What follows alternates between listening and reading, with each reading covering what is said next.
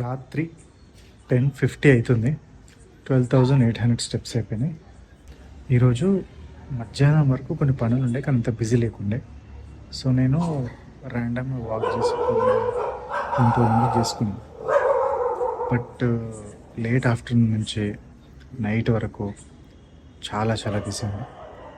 ఎంత బిజీ అంటే అసలు ఏం చేయలేకపోయినా. ఫుల్ చాలా కేసెస్ ఉండే, దాంతోనే బిజీ ఉండే. ఇంటికి వచ్చేసరికి ఆల్మోస్ట్ 10:30 అయింది.